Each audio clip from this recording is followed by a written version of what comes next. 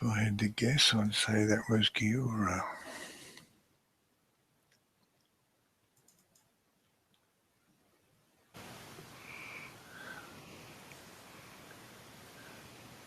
On his regular number, so his Skype seems to have located him again.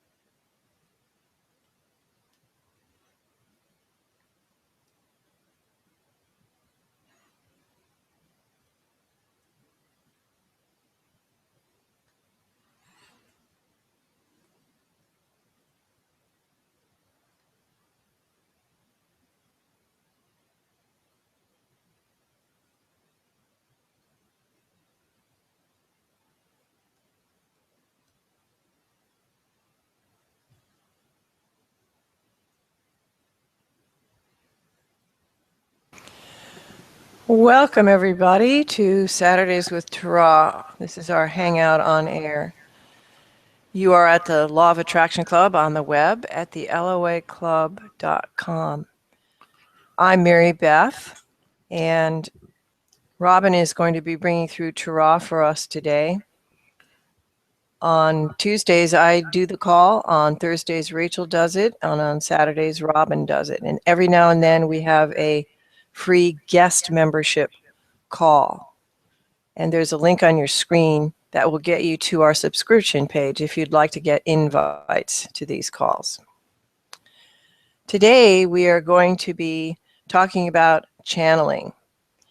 And we have a great program, Living with Source, which can help you really learn to channel, really get that going. You're doing it already without realizing it, perhaps, but this course can really help you do it consciously and really make it a part of your life. So after the call, we'll add a pop-up link, which will give you, a link to information about this course, Living with Source. And we'd also love to talk with you and perhaps channel for you to see if this is a fit for you. So check back later to get the pop-up link. It'll be put on later today. So, Robin, we are going to open up the floor to you and to Ra now. Welcome.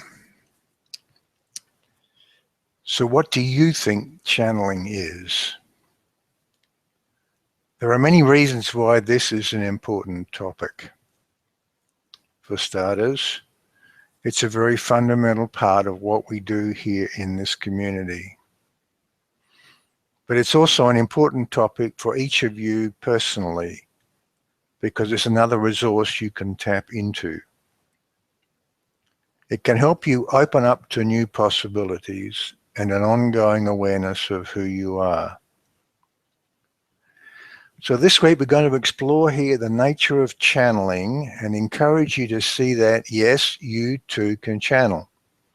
It can be fun. It can support you. It can confirm your alignment and be a source of inner guidance. Back in 1990, this one's first exposure to the concept was when his partner Eva left a CD in their car of Esther Hicks channeling Abraham. Long story short, what followed from that was 18 years of listening to over 2,000 hours of Abraham, going to their seminars and being in the hot seat and so on. Through all that time, Eva and he had only a vague idea of what channeling was all about, except that they both thought it was something they would never do. But what was compelling for them both was that what they were hearing rang true. Questions remained, but for the first time, they were getting answers that made sense. Then in 2008 came this community with unlimited access to us and more answers. And now, of course, both of them are channeling. Actually, in a very real sense, you all channel. Not consciously, perhaps, but channel you do. And today we're going to get into what we mean by that. In these intersections that we have with all of you, we're pushing the boundaries of our understanding. We are moving into a new territory as we explore together the nuances of both your physical game of life on Earth and your non-physical connection to Source. Nothing stands still. Everything continues to evolve. Let's start by setting the scene. Many of you have a tendency to see yourselves in things that pre-exist. For example, you think of yourselves as having been born into an existing world. And even if you're beginning to see that this space-time world of yours is actually your own personal creation, when it comes to non-physical, mystical, spiritual things, you drop back into assuming that there must be a pre-existing order to everything. In regard to channeling, in this one's world, and probably yours, there are a lot of very particular and detailed stories out there about it, with rules for how to do it, and even what you need to guard against. We say phooey to all of that. Even as you create your own physical world, so your non-physical world is very much also your own personal creation. And as this discussion progresses, we recommend that you hold an ongoing awareness that you're the creator of the context of everything you experience. In other words, we want you, right now as we speak, to come out of that place of thinking you are in things outside of you, be they physical or non-physical, and step with us into the space where you see yourself, where you feel yourself creating this context around you, second by second. When you're in this space, your questions will be different, because you will no longer be asking what only you can answer. As with all subjects, with channeling, there are some things that are absolute. Those come from the essence of who you are, and so they just are. And in this community, we are always going to come from that story-less place. Then there will be your story about it. There are certain things you've already chosen to believe about channeling, and now you will have the opportunity to make new choices. First, let's look at the mechanism of which channeling is just one aspect. What is often not well understood is that there is an always-on connection between these components of you. The conscious thinking you that's hearing and considering these words. The subconscious you, where all of your default decisions are made. What we would loosely call your higher self or your inner being. And all the way back to the collective consciousness of Source, or all that is.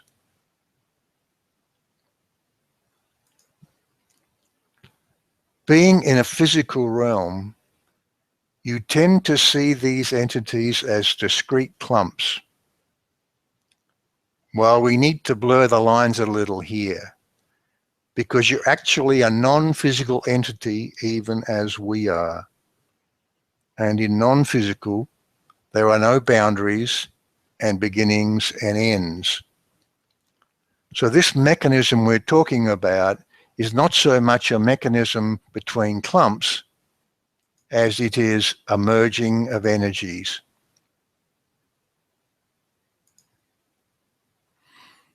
We could get close to this idea, perhaps, if we consider source to be like white light. Dividing that light with a prism gives a spectrum. Even as there is no boundary between the colors in the spectrum, there is only more or less of one than another. So there is no boundary between the components of you and all that is. Take a moment here and close your eyes. In your mind, turn away from facing the world and about face back towards us.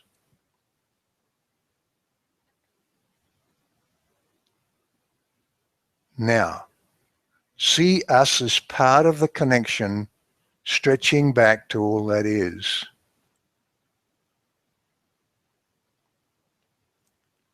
If you exist, you have this connection. It's a part of everybody's existence in a very fundamental way. You may on occasion be aware of it as a subtle inner voice. You may normally be unaware of it. Sometimes you pull away from it, in which case, as we discussed at length last week, you do not feel good. But you cannot exist without it. Feel it now. It's as real as you are. Good. So let's look at your hour-to-hour thinking. For a lot of that time, you're on a train of thought. One thought leads to another down familiar tracks.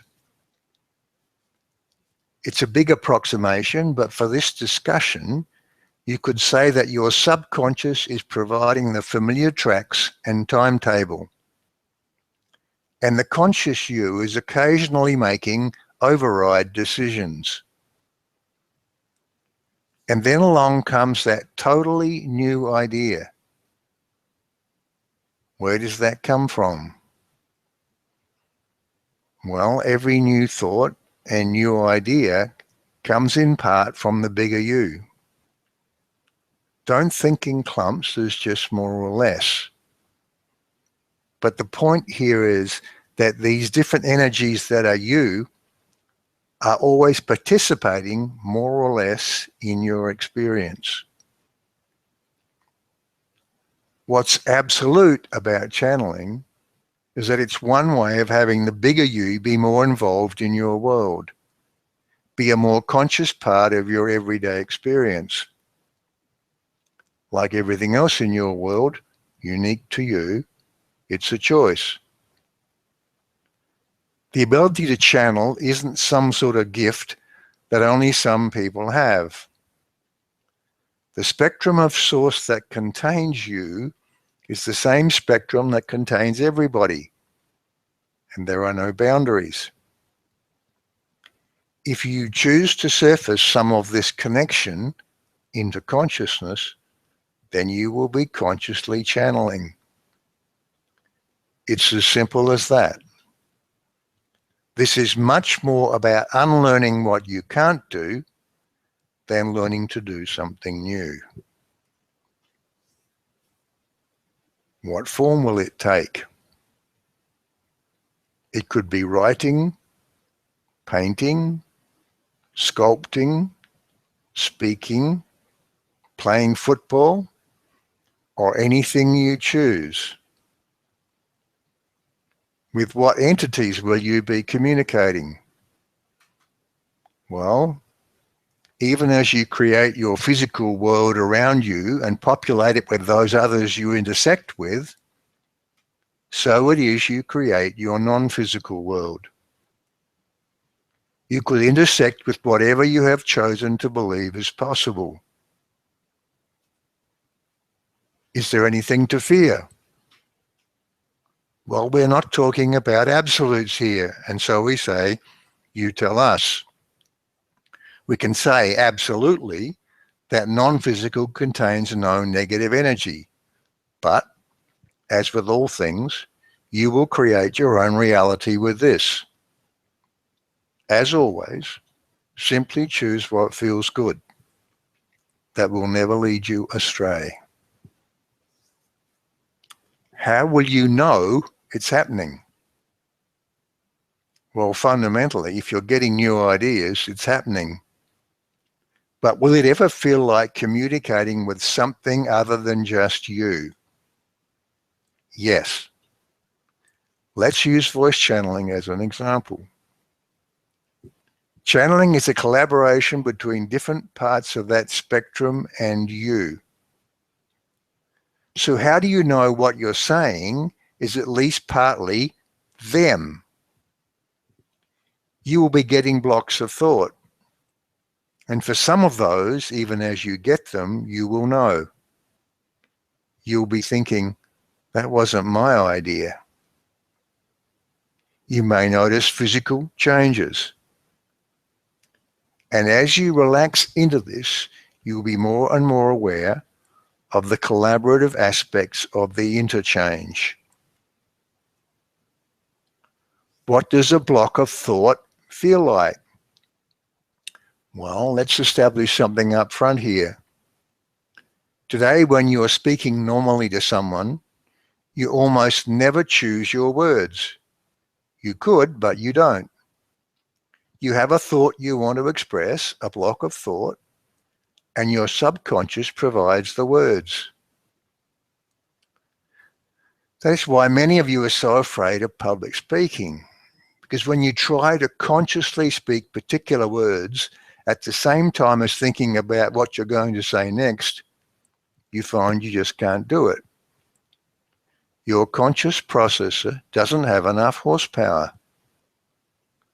Learning to speak publicly is learning to relax into having your subconscious choose the words and speak them for you. Channeling is similar. Channeled speaking is not like someone whispering words into your ear that you can repeat. Channeling is never a takeover of you as a delivery vehicle. You will be getting those blocks of thought and expressing them the same way as you do today. You are always calling the shots, but you will be thinking with two minds and you will know it. In that sense, channeling is not really a great choice of words. It's more collaboration and translation. We were asked last week, do channels ever get it wrong? There are two aspects to our answer. If you're the audience, you will attract what you will attract.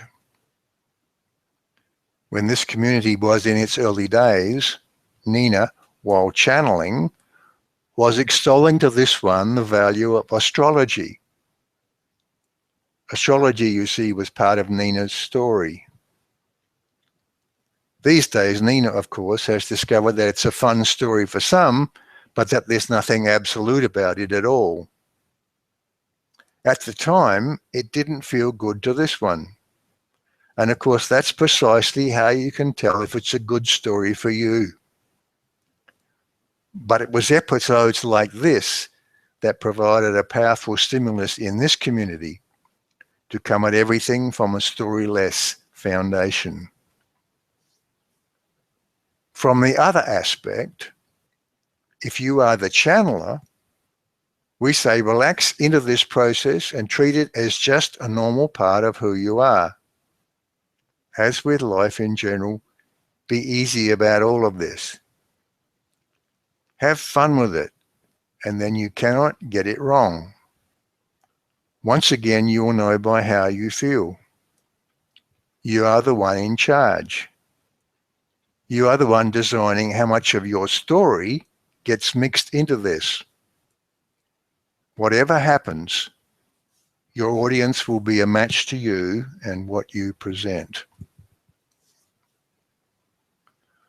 More generally to all of you, once you understand these principles, you will see evidence all around you of people channeling, consciously or unconsciously.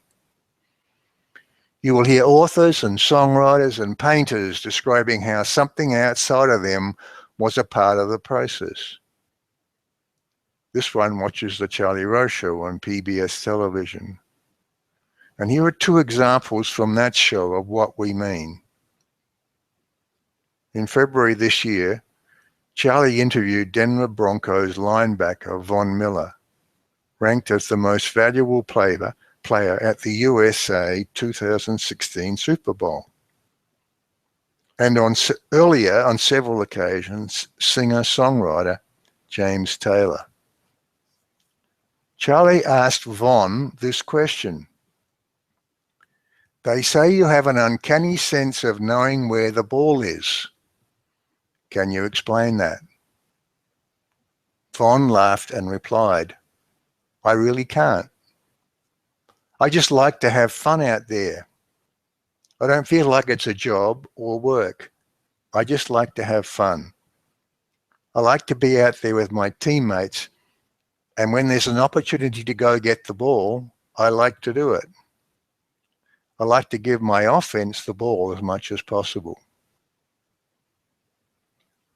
From someone who understands little about the law of attraction, what a perfect answer.